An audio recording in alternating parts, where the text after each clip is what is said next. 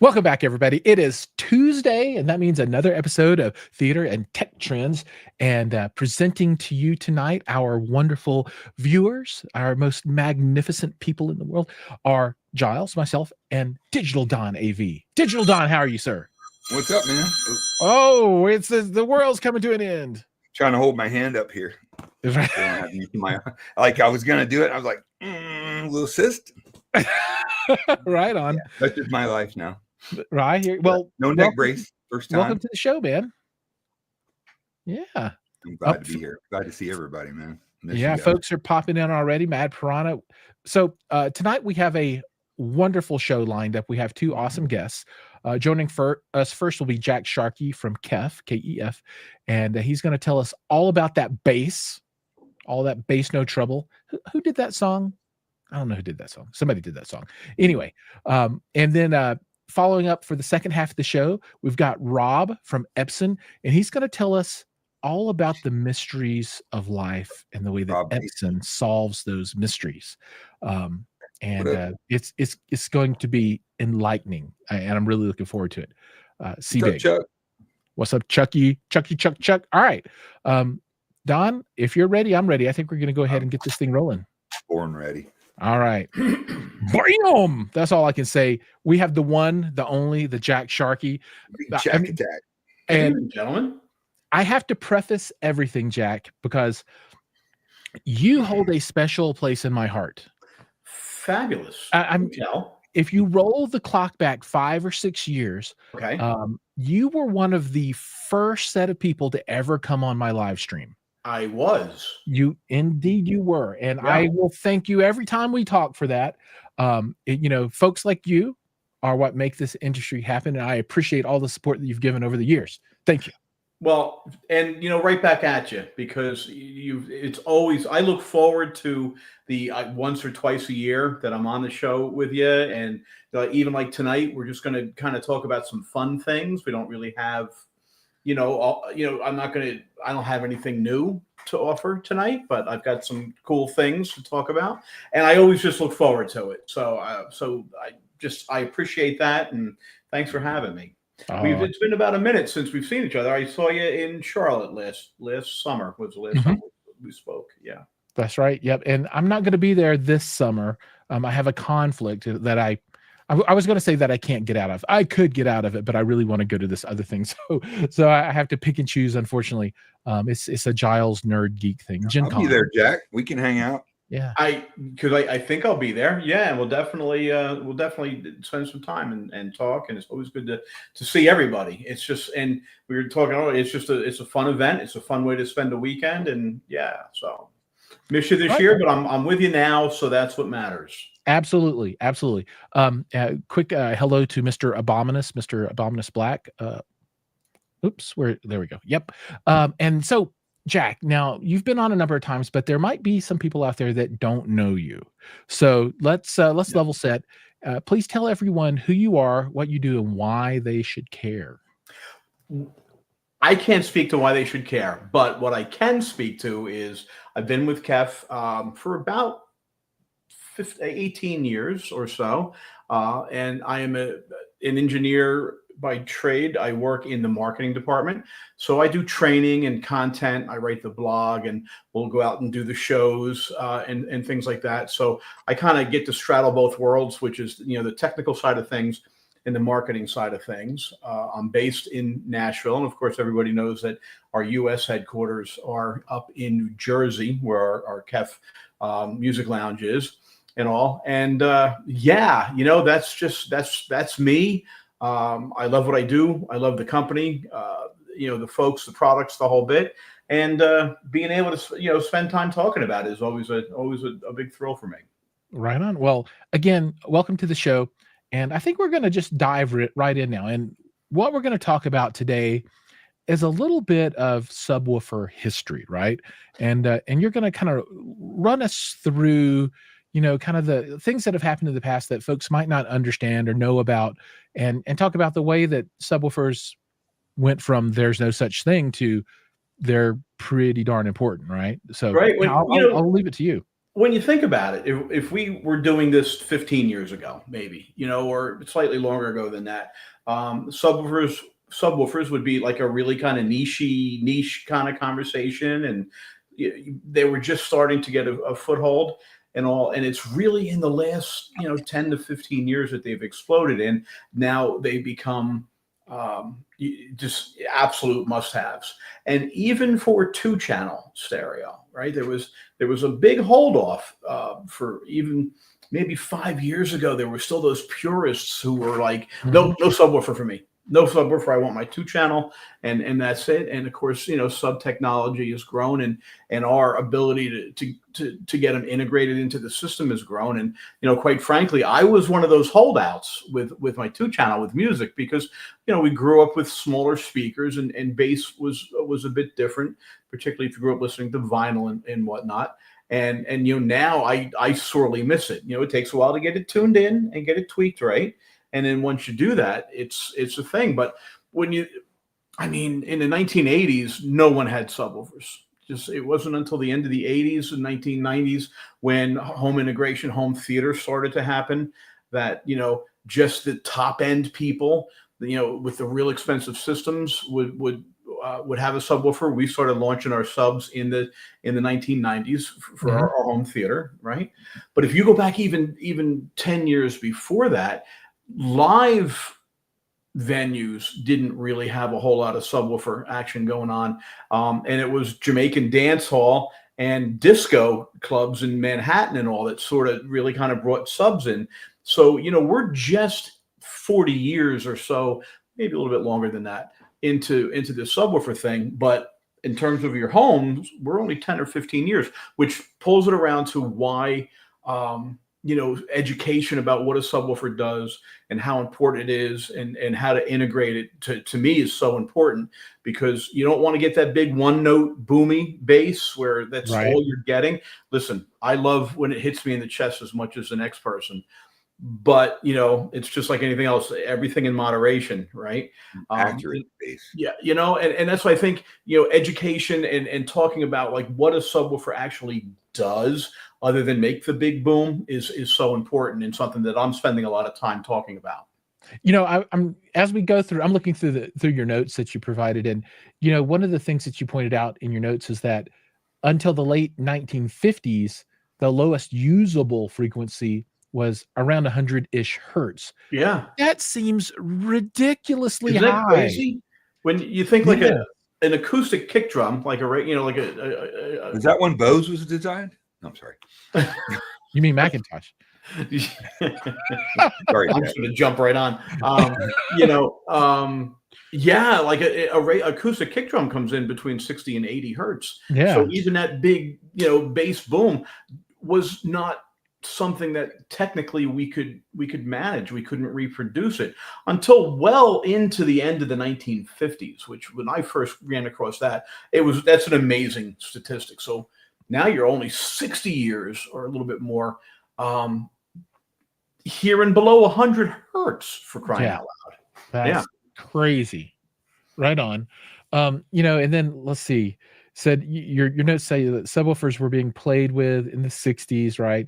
And the first sub used in a mix session was 1973's Pretzel Logic by Steely Dan. Yeah, isn't that cool? It's still considered one of the great audiophile albums of all time, and that's the first time. And it was an experimental sub. It wasn't an off the line product. It was something that a guy had built that went on to become part of another company, and so on and so forth. I don't remember all the details that much, but they just brought it into the studio one day just to try it out. And the mix of that record speaks for itself. But think about all the other albums that we probably still listen to today. Up until that time, no subwoofer, it was not there. So I always find that to be really interesting, because people can't listen to music without, or even certainly watch movies, but can't listen to music without a subwoofer at this point, me included. Yeah. Okay, here's a question, right? And I've had a number of people ask me this, and I'm just gonna, this is like stream of consciousness stuff, right?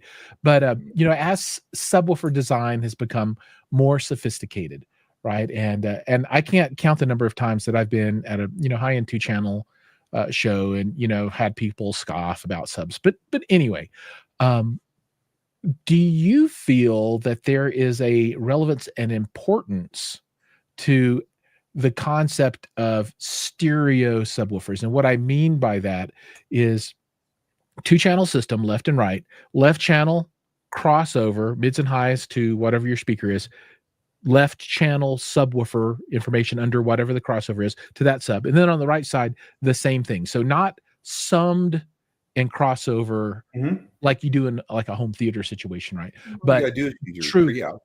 You're right. No, is there value in that? Well, it's a matter of diminishing returns at this point, right? So bass, so just to talk about when we were saying bass for today, we're talking below 60 hertz. We're talking about deep bass, 40 hertz, 30 hertz. Right. It is absolutely directional. When you think about it, if you hear a thunderstorm, when you're outside, if you're on the golf course or you're at the supermarket, or whatever, where that thunderstorm is coming from. Oh yeah, I can feel it came from over there. Yeah, it came from over there. So I'm going to go this way, right? Yeah. So, but now when you get into your room, maybe you're not going to be able to set those waves up in your room to really get steering bass. But it is absolutely a thing. And in a well-tuned system, it actually can make a difference. And here's something else that people don't think about. It's what the sub does to support the main speaker that is often forgotten about, right? It's letting the main speaker work just a little bit less, right? So there's less distortion, there's more output. There's harmonics involved. That's why you want to get your sub locked in and tuned properly, so it doesn't blow out things in the upper, mid range or in the middle range. With 300 hertz, you'd be surprised if you do a demo when that sub's loud. You listen to speakers to frequencies above the sub frequencies, and then you start getting that thing tuned in. They start to jump out.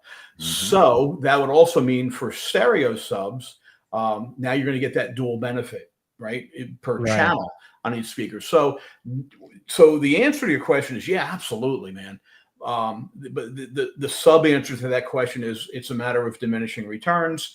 So obviously the higher in sophistication your system is, the more you're going to hear that. For me, I'm running 2 mono subs in my room because my room, it sounds really good, but it just isn't. It's not big enough, and I'm just don't have the room to do that. So it's kind of a mixed bag answer, but that's how I feel about it. I think matching your sub, having a sub that's appropriate for the kind of speakers that you have, high performance, preferably sealed for a 2-channel system, in my opinion. But really crossing, I always run my systems large, my main speakers on a 2-channel system. I don't use it unless I got a piece I'm, testing or reviewing. And then I'll put the sub in and cross it over, say like 50 hertz, kind of on the lower side.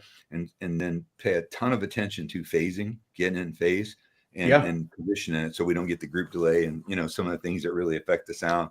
And even with one sub, running the left and right outs to like an integrated amp or a preamp, or even a whatever source that you have, into the left and right inputs on a sub. Even always preferable to have 2 subs, but you can get away with 1 sub in that particular case. So I've had a lot of luck with it. And for so many reasons, when you think about it, like even having 2 subs, I'm running 2 KC62s in my room and they're tucked inside because form became a little bit more important than function in my room right now, right? So, right, we had the subs set up, and then outside of the subs are my R5s, and just incidentally, I'm crossing my R5s over at 40 hertz.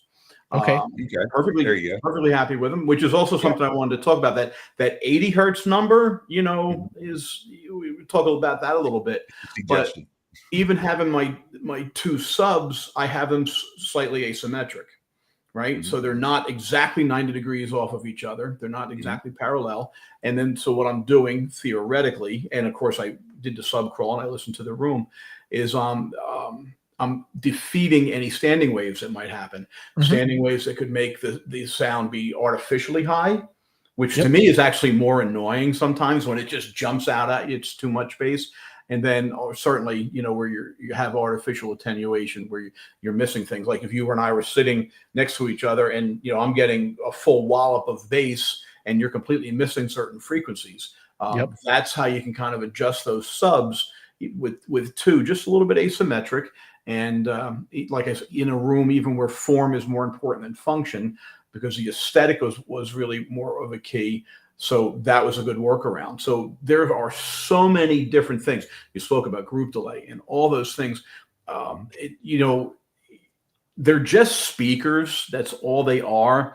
But low frequencies, because of the size of the waves and all, they're tricky. A lot of work. They're very tricky. Yeah. And some people, even on surround systems, don't EQ above 300 hertz, 400 hertz. I don't necessarily believe in that, especially for a multi-channel system. But yeah, subs are definitely, and most of your auto calibration systems, like ARC and, basic Dirac and whatnot, really focus on below the transitional frequencies anyways, because getting that right, in my opinion, is a lot easier, or a lot harder than getting the main speakers right. And that's important position, yada, yada, yada. But yeah, subs are the magic. But when you do get them dialed in, I don't care what you own. I've got a pair of some of the most powerful tower speakers, dual 12s, 2400 watts to the 12s, monster, 62 inches tall. They sound better with subs. Yeah. They sound great. Yeah. And people don't take into account what the subwoofer can do to the lower mid-range of, if it's maybe it's a little too high, or it's a little too low. Obviously you want to offload the speakers a little bit and kind of help them out. But even a half decibel too high, you can start muddling up some frequencies that you would never think would be related to a subwoofer, because it will have that effect because of harmonics and stuff. So, this is why this is what I love talking about. And we're talking about subwoofers, right? Obviously, I love my KEF subwoofers, and if I didn't work for the company, they're still coming with me, right? Yeah, but it just sub bass in general can be very tricky. Yeah. How many hours have you spent messing with it as an engineer? I know I've spent like half a lifetime just driving my girlfriend crazy. Did you hear that? One product that, and I think, Don, you're going to appreciate this too. And some people, I'm about to move into heresy land for some two channelers, right? The new preamp from Indie Audio Labs, they're accurate, or they're Aragon. What is it? Tungsten? Is it the tungsten? And it is a masterpiece, not only in construction and sound quality, but features and form.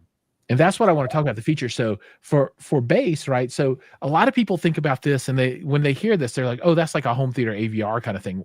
But, they have their room correction technology built in. And, for 2-channel, they, do all the crossover, and they can, do all of the room and multiple subwoofer kind of stuff out of a 2-channel pre-pro, right? Well, I think Jack's familiar with that technology. Isn't awesome. That in your show theater? Is an Accurus power? Oh, yeah, the Act 4. Yep. Yeah. Mm-hmm, absolutely. That technology is great. Yeah. Cool. Yeah. But also what I think is important for people to remember, for consumers, remember that, the high end stuff is awesome. And the higher tech stuff is awesome, but just taking the time with a good set of ears, or not even, just training your ears to pay attention. You don't have to have all those things. You can lock in a great sound just with a little bit of patience and a little bit of time too. And what I find when I talk to people at shows and stuff, people who are not full-time hobbyists, or who are really not into, they just want to have a good system, whatever, they get really intimidated really quickly. And if you were to listen to this conversation the three of us just had, you could kind of go like, I can kind of see why. Yeah. There's a right. Lot. Yeah. But I think it's important to understand that, listen, sub bass is for everybody. It's just a matter of how you get there, Right on. So let's go back to that 80 hertz thing that you were talking about, right? So, everybody always says, oh, cross them over at 80, cross them over at 80. Where does that come from, and why, how do you get out of that kind of? So back in the day, 1983 or 84, when THX became a thing, and all, the names are just completely common. Yeah. technology wasn't as sophisticated as it was today, and they were looking for a really good happy medium. Where's a good spot that we can tell everybody we're gonna set it from here? So 80 hertz wound up being sort of the default. But as we've moved forward over the past 40 plus years, we as an industry have learned a lot more about sub bass and how rooms react and how important a room is. So, my 80 hertz might be your 60 hertz or might be your 40 hertz. And what I try to do is have consumers know, start at 80. That's fine. That's fine. But play with it. Don't lock into it and just go, well, 80 hertz is what the book said, and that's where I'm going to go.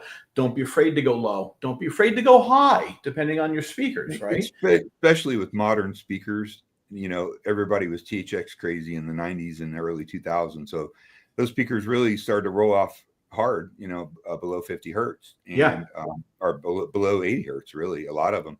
When you think about it, far back, yeah. Oh, absolutely. But now you're seeing speakers roll off more in the 50 hertz region. So you can get a little, I don't necessarily hear bass from my sides and my rears, but I'd like to have a little more oomph on there myself.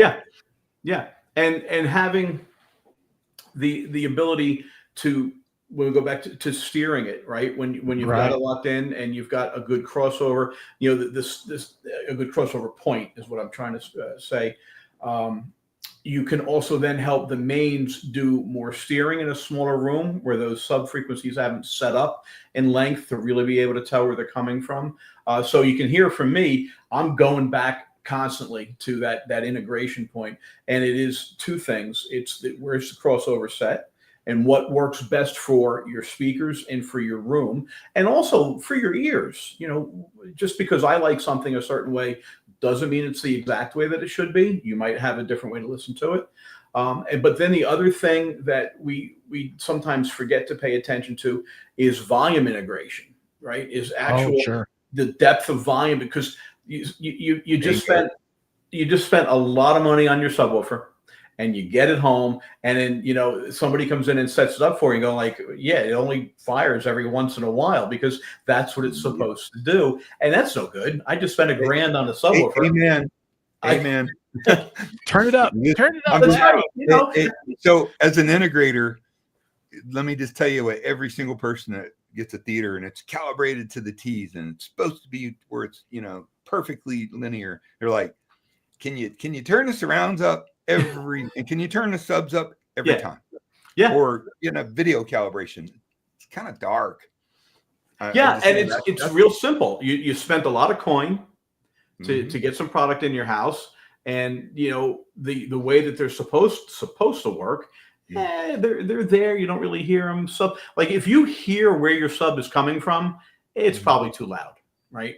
I mean, that's a real good base. If you can, when you're listening to music, if your eyes go to the sub, when you hear some bass or your brain goes to the sub, you can almost assume it's a little bit too loud. On the other side of the coin, I just spent $2,000 on a subwoofer or two subwoofers or whatever it is. And I want to hear more than that. So you got to kind of get over that hump and kind of bring them in. And always keep in mind that once they're integrated properly for music or for movies, there is no sweeter experience than having a perfectly integrated sub that's locked in with your speakers, both at crossover and at volume. Magic. No matter what level it is. Just one quick funny note, there's a few integrators that may or may not have to set the processor to all channel stereo and left. Now they hear the surrounds. Oops. We have a KEF fan out there. Big Jack 79 says he runs KEF reference in walls, and they're his favorite speaker by far. But he is a DIY subwoofer guy. Listen, as long as he's enjoying them, I think that's isn't that really the point at the end of the day? Yeah, I would love to see Big Jack 79's DIY subwoofers. I'd love to see me too, actually. I love that kind of stuff. And, folks know that I've done a number of DIY build videos showing how, I've built different subwoofers from time to time. And I think I'm at the point now where I enjoy watching other people do the building more than actually doing it myself. That's a young man's game.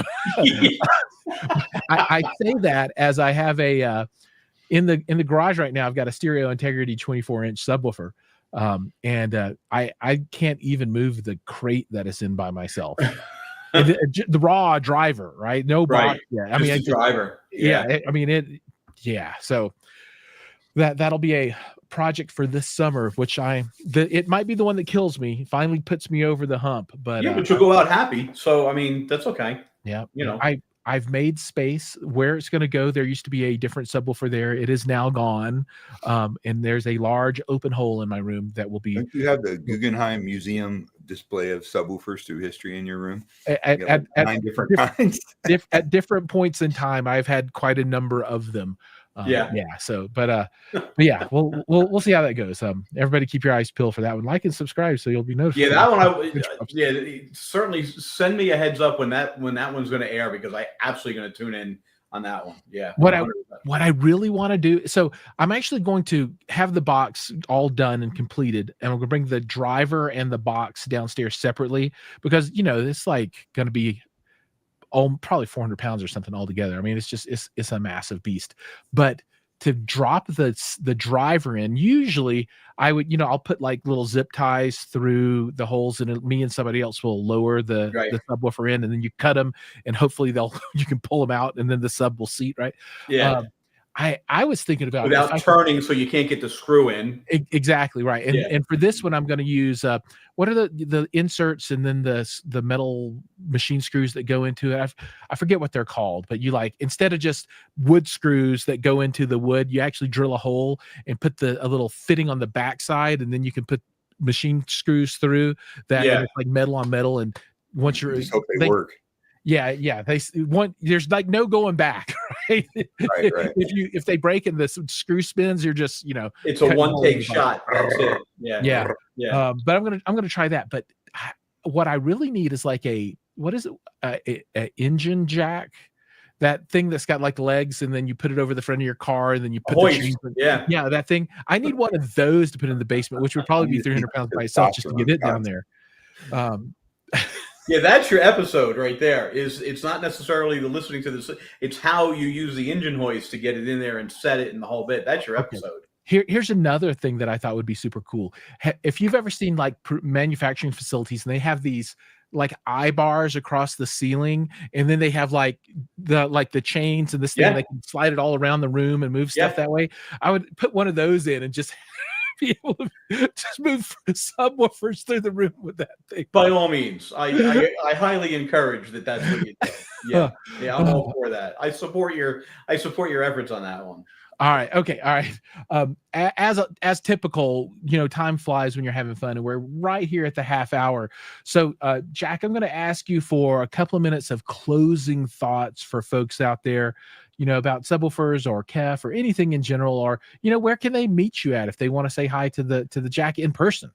Well, Audio Advice Live, I should be out there, and from time to time, I don't really have much of a show schedule at this point, but it would be great to see everybody out there.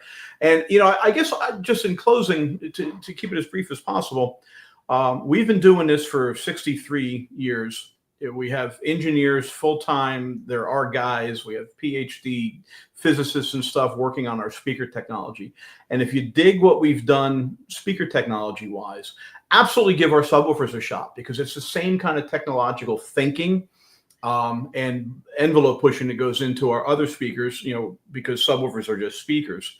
KC62 and the KC92. I misspoke before. I have KC92s. Okay, I was going to say you got to have the 92s. I have the 92s. I misspoke. But our Cube MIE series and stuff. We're full in. We've been full in for a lot of years, but we've got a product line now that fits in really well, not just with KEF speakers, but with whatever you've got. So, I'd like to, if I can leave with anything, is that when you're in the market, you're looking for a sub, give us a check and see. I think you'd be pretty happy. I think what would be really cool is like 2 triple stacks of the KC92s. Come on, Brad. I don't have room, but I will tell you, I did a couple of installs with triple stacks. unbelievable, just so sublime, because you're getting so much more power, but the speakers, because of the coupling, they're not working, the subs are not working quite as hard. Yep. Right. Yeah, that's a whole nother episode to talk about the stacking case. Yeah, I would love to find somebody that's got a triple stack, 2 triple stacks left, right of the 92 somewhere. Yeah. With that. I've never heard it, but I think that'd be cool. We built a theater in Los Angeles for a movie premiere, and I engineered it, and we had blades with triple stacks next to it. Oh my God, you're talking my language. I'm looking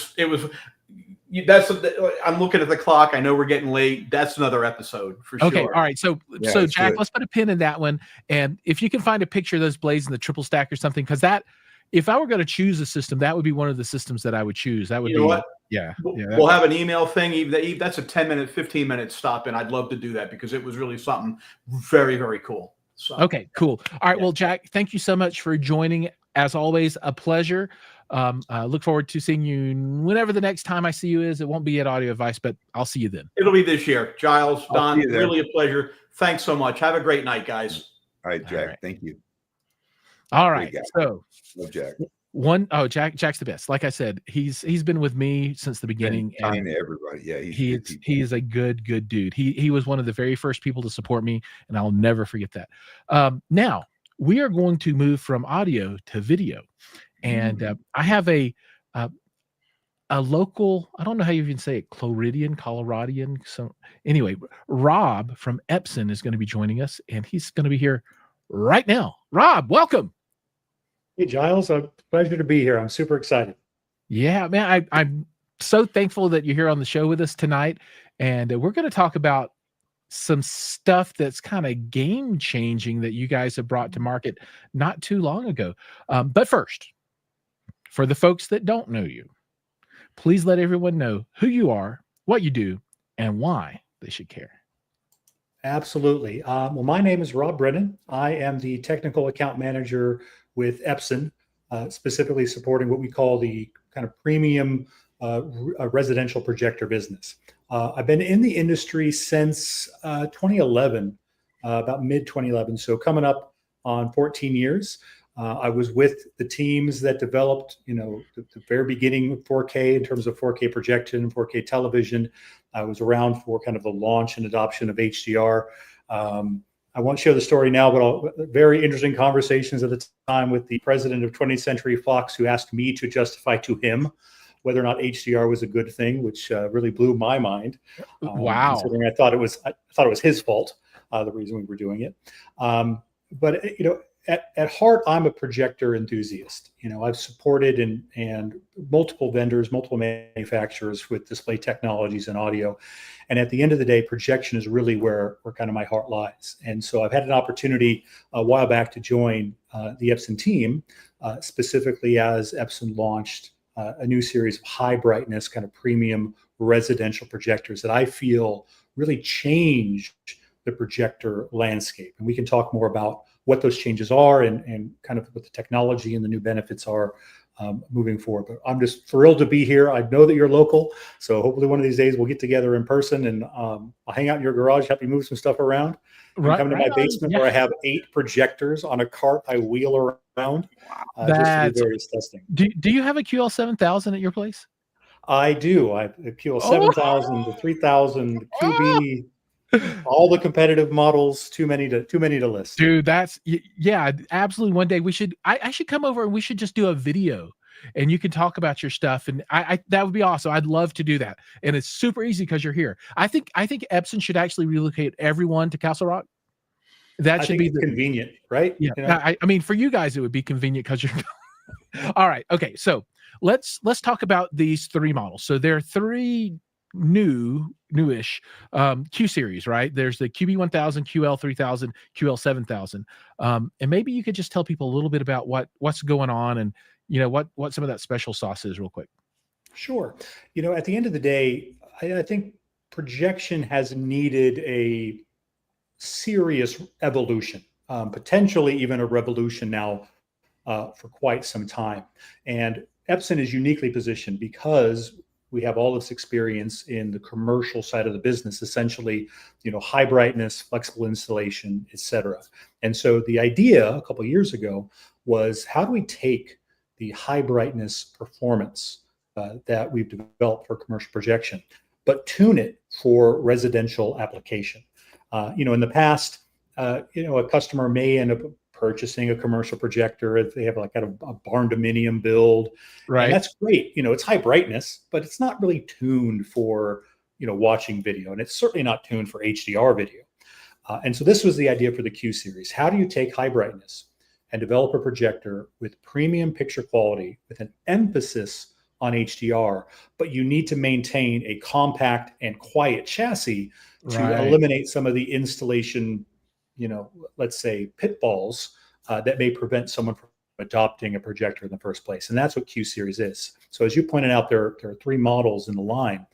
The QB1000 is an integrated lens projector, so very similar to projectors that Epson has brought to the market in the past for the residential space. Right. As a matter of fact, if any of the viewers here are familiar with Epson's LS12000, which came out about 3 years ago, it's the same chassis. So same physical dimensions, same lens, just souped up performance. So increase the brightness output, improve the black level performance. So just overall an enhanced kind of premium integrated lens projector. But where things get really interesting is in the new QL models. And as you pointed out, there are 2. There's a QL3000, which is a 6,000 lumen projector, and a QL7000, which is 10,000 lumens. And what you get with these projectors first is an interchangeable lens chassis, which solves a lot of kind of room geometry issues. So there's about a dozen lenses that are compatible with either of those chassis, from ultra short, which typically you might see in even like a Rear Pro application, to very long throws. So if you have a great room or a very large space and you want to be able to project from one end of the space to the other, Epson has those solutions. But what also makes Epson unique, and this has been true for many years, quite frankly, is the lumen per dollar kind of value that Epson brings to the market. So for example, 10,000 lumens typically would cost in a 6-figure kind of range. And make no mistake, those are amazing projectors. If you have the means, I certainly would not turn my nose up at you or wag my finger if you chose to go with one of the solutions. They're incredible. But Epson can deliver that kind of performance at about 1/3 of that price. So more customers can access that kind of performance and the flexibility that it brings. And so that's really the change that we've been able to bring to the market. It's higher brightness for different and more interesting applications, and better performance, especially for HDR. Hey, Rob, can I throw a couple things in, just expand on what you're saying? And this is from an integrator standpoint, somebody who's done thousands of projectors over the years. One reason we always really liked Epson, besides the excellent picture quality, usually from the ground up, and the high brightness, and move into what we really like, is the reliability. Being a commercial projector maker, it seems like all the Epson projectors have always been super reliable for us. Expanded discrete codes where you can do things like invert the picture and stuff that you don't get in your JVCs and your Sonys and whatnot. They have some, but not as many as you always provide. And really flexibility on, throw distance and positioning of the projector. Nothing I found is more flexible than an Epson projector. And, these are things that everybody should know. And I think, Don, you bring up a good point. A lot of that is derived from the kind of commercial experience, right? Where, again, a projector, the reliability has got to be through the roof, especially if it's in a ballroom and it's, 40 feet in the air, and you're charging, tens of thousands of dollars for, some company, some event to come in and rent that space. Correct. The system just has to work. So we've benefited from that kind of engineering and manufacturing refinement into the residential side. Yeah, which is very cool. But the installation flexibility saved my ass a few times, trust me.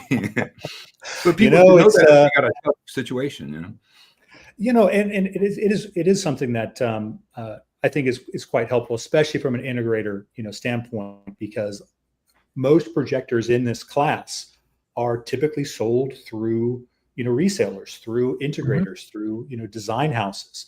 They're not typically off the shelf kind of products. And so if the integrators and the installers and the design firms don't have confidence in the product, if they're worried about having to roll a support truck out to their client's house every 3 weeks, then that's just not a product that they want to end up supporting, because it becomes too much of a pain. Those are really questions more people should ask before they invest $5, $10, $15, $20, $50, whatever $1,000.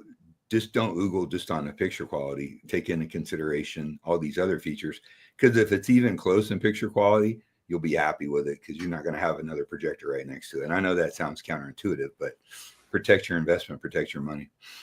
Well, in my experience, if your display is going to go down, it's going to go down Thanksgiving afternoon or Christmas morning. Those are your two kind of black pits of despair when it comes to having to call your dealer up and say, you need to roll a truck out here. Uncle Jimmy played with my settings and nothing works anymore. So I want to talk a little bit about brightness, right? Lumens, and how does this really combine and play in HDR world, right? Because if you can talk with a lot of folks and they're like, oh, projectors just they'll never be bright enough, and HDR, you can't really do anything HDR with projectors. That's kind of old school kind of philosophy. And I'm curious where Epson has taken things at, and what does 10,000 lumens of color brightness really get you? I mean, how can people understand what that means? It's a fantastic question. So let me answer it in two parts. First, with HDR, I couldn't agree with you more. As a matter of fact, for the last 10 years, I've been personally recommending to end users who own projectors, to calibrators, to dealers, to do yourself a favor, and I recommend disabling HDR in your brand new projector that you just brought. That you just purchased. Congratulations on it, especially if it's your first projector. Welcome to the correct side. You'll love it. Right. But HDR is a challenge when it comes to viewing on a projected image, and that simply has to do with the relatively limited dynamic range that's been associated with projection for a long time. When you think about, I'll give you one more kind of explanation for this. When you think about the history of HDR, this goes back about 10 years. Televisions back before kind of HDR world were maybe a couple hundred nits of brightness. And we fast forward 10 years, and it's not difficult to purchase a television that's 3,000 nits. So that's a significant increase in brightness over this period of time. But if we think about kind of a typical, very popular projector from 10 years ago was maybe 1,500 lumens. Today, that projector might be 2,000. Very marginal increase in brightness, right. Which has not simply kept up with the requirements for HDR video. The other common kind of conception that I run into quite a bit, and this is not just with consumers, but I've had this discussion with Hollywood colorists that struggle with understanding the difference between HDR and SDR. And I'll explain this as quickly as I can. But essentially with HDR, this is what we refer to as an absolute contrast kind of strategy. Black is equal to 0 at all times, right? And so depending on the brightness of your display, your dynamic range only essentially goes up. So when you take let's say a piece of content graded at 1,000 nits, so it's this, but your display can only do this. Your average picture level just moved down. Everything got compressed. And so you end up with a darker HDR image than SDR. The opposite is true with television, however, because TV manufacturers, when you're watching SDR, they basically dim the TV down. And when you switch over to an HDR signal, they allow the brightness to ramp up to max. So your average picture level goes up in a TV. So we associate HDR from a TV standpoint with brighter images, more color information, a more engaging and exciting image. And then we go to sit down in front of our projector because we want a large immersive experience, but the opposite happens. The average picture level drops, the color becomes compressed, the image becomes kind of dim and dingy. The solution is you need projectors to be much brighter. The other things that brightness solves for us is quite frankly something else that's happened over the last 10 years. A 65-inch TV used to be the biggest TV you could buy, but Yes. I can go down to my local club, retailer, and I can pick up a 98-inch TV today for a fraction of what a 65-inch TV used to cost. And so again, 10 years ago, 1,500 lumens maybe lit up a 100-inch screen, and that was significantly larger than your 65-inch TV. So that was enough. We didn't need more brightness. But today, when I can buy a 100-inch TV like this, if I want projectors to be more immersive, I need to be 130, 140, 150 inches, and I need much more brightness to make that happen. Yep. And so these multiple changes over the last 10 years that have kind of coincided with HDR have led to projectors needing to have a change to maintain their kind of immersive advantage over television, Right. not only from size, but from visual stimulation and impact. And you guys have delivered on that in spades, right? I mean, the brightness, 10,000 lumens out of a projector for, the price, and people can go look and see what the QL7000 costs. It's not cheap, but it's not a Christie cost, right? I've been putting in the Sony, for Wow. with 10,000 lumens for 80 grand, Yeah, I mean, that's a fraction of that price. Right. And again, there's that particular model, the Sony, the GTZ 380. It's a phenomenal projector, right? But in addition to being limited because of its price, it's also quite large. It's quite loud, all things considered. It runs fairly hot. And so you have, from a design and integration kind of point of view, you have to solve these other things. And there are customers that are perfectly willing to solve those. It just is a smaller and smaller percentage of people that are willing to do that. And so what was important to Epson is to say, okay, 10,000 lumens, that's cost of entry. It also needs to be compact. So it's 24 inches by 24 inches, and it's 7.5 inches tall. Do you have to do 240 power decibels. And standard power. So, 110 power. Really? Yeah. So standard 110. For the Sony to get 10,000 lumens, you got to do 240. You got to do 220. Or right. 220. And so it was important for Epson to be able to solve these other challenges that integrators and quite frankly, consumers have with high brightness projector. So Giles, you asked the question, what could you do with 10,000 lumens? What does that mean to an end user, right? How can they understand it? And maybe you can talk about that, and then maybe kind of put it in the context of how that relates to what a nit is in TV world, right? I love the formulas. So there's formulas that you could calculate all this. But first, let me talk about what 10,000 nits enables you to do. Or lumens. 10,000 lumens. Thank you. Now my brain is correct. Yeah. Recently, we had a 10,000 lumen projector installed. So a QL7000 was installed at a house in Florida on the Intercoastal. So this is a home with floor to ceiling windows, and this is in their living room.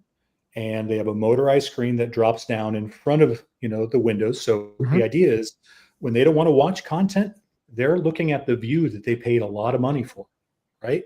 And at the click of a button, the screen comes down, and now they can watch whatever they want to watch, and they don't need a dedicated space that's painted black or gray or earth tones. You don't need to darken out that room. But you can have the technology kind of conform to the lifestyle. So that's like the extreme example of what you can do. You can turn these very non-traditional spaces into projection spaces where you get the immersive experience, but also something a TV or video wall can't do is go away when you don't want to watch it. That's something that's unique to projection. So that's an example of how this works. Going back to your question about nits and how it relates to lumens. One of the other challenges with HDR has been that since its adoption, there has not been a kind of standard or target for HDR for home projection. It just hasn't existed. So a lot of individual theories have come up, and integrators and calibrators may have their own preference for what they should shoot for, but there's not been a consensus within the industry what makes good HDR. That changed in February this last year. So the DCI, which essentially is a working group of movie studios that get together and talk about what the standards are going to be that Hollywood is going to adopt, from film production, film distribution, and then film exhibition. What they're calling for is 299.6, but I hate decimals. So we're going to call it 300 nits plus or minus 30 nits is their recommendation for HDR. So when you think about what a 10,000 lumen projector could do, if I paired that with a screen material that used a positive gain, let's say a 1.3, which is fairly common from multiple manufacturers, a 1.3 gain material, I could illuminate a screen that's 224 inches at 300 nits. No one confuses this with a TV, right? You motorize this down and, you invite your neighbor over, the neighbor you don't like very much, and you're just trying to rub their face in it.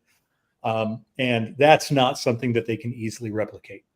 By comparison, if you take the 2000 lumen projector that we've basically grown accustomed to kind of having to use in many cases, and I want to hit this new standard of 300 nits, and I'm using the same 1.3 gain screen, 100 inches is my maximum screen size, which happens to be the same size as a TV. So it kind of defeats the purpose of trying to do impactful HDR without that key in brightness. And again, Epson's uniquely positioned to be able to do this because, I'll say this as non-snarkily as possible. Epson ain't afraid of brightness. That brightness is something that Epson has absolutely, adopted and wrapped our arms around on the commercial side. It really just became a question of, let's tune it. Let's get the picture quality to kind of wrap around the brightness so that we can achieve the kind of viewing experience that, someone in their home is looking for and not what a business expects in a ballroom. Right. So tell me if I am saying this correctly, right? Because I have this question posed to me quite often because people just, when they hear nit and they hear lumen, they don't know how to put these two together. So the lumen describes the amount of light that exits the projector, right? A nit is a measure of brightness that is on a screen, right? So the relationship between the amount of lumens that comes out and how it translates into nits depends on how big the screen is, because a nit is a measure of brightness or light per area. And then the screen material will also be impactful on how many nits you get. So your screen, 1.3 gain or whatever it is, then associated with the size of the screen will determine how many nits you get off of a projector that's throwing out so many lumens of light. And then there has to be math. Yeah, that's absolutely right. Sorry. Yeah. So the reason if there are some hardcore projector enthusiasts, they might be cringing every time I say nits because they're thinking you should be saying foot lamberts. Where are the foot lamberts? Foot lamberts. Right. Yeah. And the reason I choose to use nits is because as kind of an industry from a Hollywood, from a content production, nits is the word we have all kind of accepted to use. Yeah. But your description is correct. So the way that we would calculate this is that we would say lumens, so the output of the projector, divided by the surface area of the screen, multiplied the gain, or basically the reflective function of the screen itself, gives you, if you've done it in square feet, it gives you foot lamberts. And if you've done it in square meters, it gives you candescents per square meter, which we just abbreviate as nits. Right. And so that's the relationship. Something else that's really interesting is there is a lot of confusion about nits as it relates to size. So when you think about this, right, here's something to noodle your brain. A 65-inch TV is just shy of 1 square meter. So if you have a 65-inch TV and you take a spectroradiometer and you take a measurement and it says, I'm 1,000 nits, that means that the measurement is 1,000 nits, but also the total illumination that panel produces is about 1,000 candescents. But if you go to a 135-inch projected image, that's 4 square meters. If you measured 1,000 nits on that screen, it would be 4 times brighter in terms of total illumination. Right. So as you get larger, you don't actually need to maintain the same requirements as a TV. So there's a 3,000 nit TV. God help you if you sit down in front of a 200-inch, video wall or projected image and look at 3,000 nits. Your eyeballs will be blown out the back of your head. So I did that. So Sony had their humongous 200-inch crystal LED wall thing, and I thought I was going to go blind. Yeah, 220 nits, 220 inches at 1,000 nits. It's an eyeful, right? Yeah. And that's why it was important, for DCI to come out and say, hey, here's a number. This we've taken into consideration, what the directors are kind of talking about, from creative intent and what the technology supports and the size of the screens. And 299.6 is going to give us the type of viewing experience that kind of HDR requires. So it's quite helpful now that we have a guiding principle. That's cool. That is really nice. So we're going to run out of time here pretty soon, but what I would like to ask you to do now is to put on your fortune teller hat and tell us, when you look to the future, where you can see where we are now. We're at 10,000 lumens, for about $30,000. What does the future hold for projection in the home theater kind of arena? And maybe we could qualify that a bit and say, not for like the ultra wealthy, but for the high end enthusiast, somebody that's going to drop, 50 grand on their system all in or something like that, or maybe 100,000 all in, but not the $5 million system. So what's the next thing? What's going to happen? It's an excellent question. So I will put on my fortune teller hat and not the special hat. What Epson is planning kind of hat, that's a different kind of meeting. Yes. But it's interesting. I've had this conversation before as it relates, to TV, and I think a couple of things, need to happen. Certainly we need to really have this conversation about appropriate HDR viewing experience. The other thing that needs to happen is, quite frankly, this.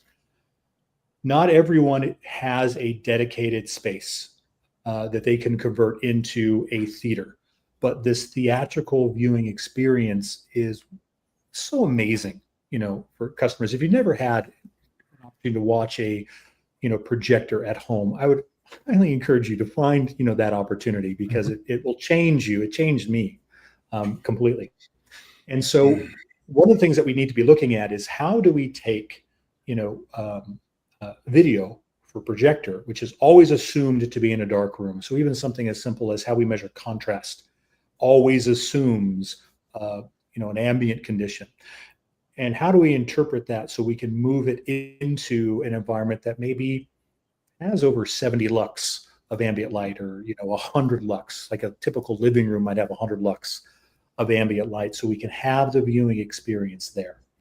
The other thing that we need to really be talking about is continued flexibility and ease of use, right? The younger generation that, in a couple of years is going to be kind of the main buyers of technology, for everyone's type of technology, is a generation that has grown up with smartphones.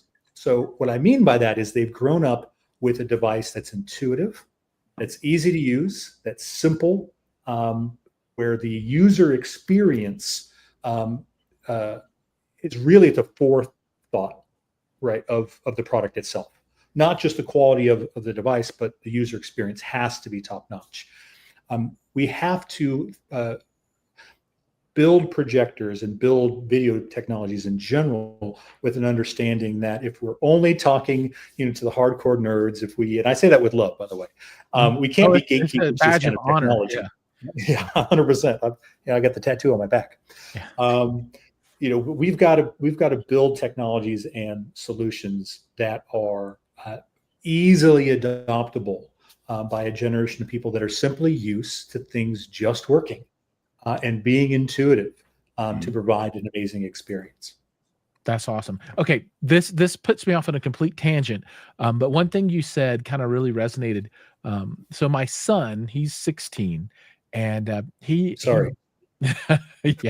he did a review video for my channel, right? So I was so proud my boy did a review video of a portable wireless television. So it's a little TV battery, right? Little tiny kind of 24-inch thing, right?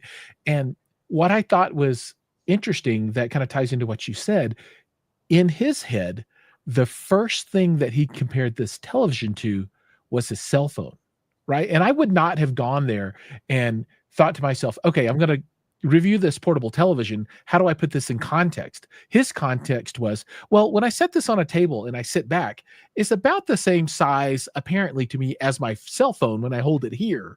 So why would I want to buy this when I can just use my cell phone and it's about the same experience, and even the sound is about the same, right?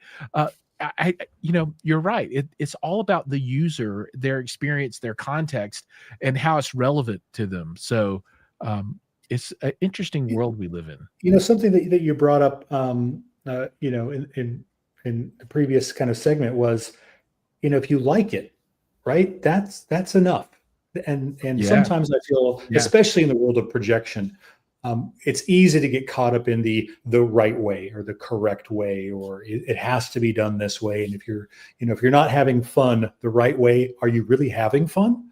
I think we need to be much more accepting of the fact that we want. I personally, and this is not an Epson thing, this is just me personally, I want more people to experience projection because it has completely changed what I think viewing content at home is all about. It's such an amazing experience. The reflective nature versus the emissive nature of TV, I think, is more pleasant. Obviously, size is more immersive.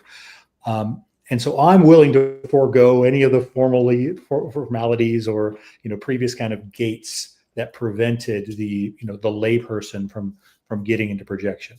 Rob, I love you said that. That disease that plagues video also plagues audio, maybe even worse. So, if you're not the right way, how are you having fun? I think it does. You shouldn't buy And this if speaker. It doesn't fit it right. Right. And I think if it looks good, it sounds good, you're enjoying it, then you have a good system. And don't let anyone tell you that you're doing it wrong. Your fun isn't correct. Because at some point you're not in the hobby to enjoy it. You're in the hobby to just have something to do and debate it and argue about it. You know what I mean? Right. And that can be fun as well, but only if we all recognize that that's what we're doing. Cool. All right. Well, we have exhausted our time. So to be respectful for your time, Rob, I know you're on the road right now. Thank you for joining us. It is a pleasure to have you on the show. And I hope to have you on again, and I hope that one day we can create some content at your place and you can tell us all about, your projectors a little more in depth, right, from a product perspective. So that would be cool. But again, thank you for joining us. It was absolutely my pleasure. I would love to be back anytime. You just let me know and I'll be there. Right on. Bye, guys. Thank you. Yep. Everybody else out there, all your viewers, thank you. I know your time is precious too. So I appreciate you coming and spending it with us. And we're going to go ahead and close it out. Don, bless your heart, man. Thank you for coming. Love it. Yeah. Glad to be here, man. Yeah. Glad to be here. All right, everybody. That's it. Thank you so much. Take care, everybody.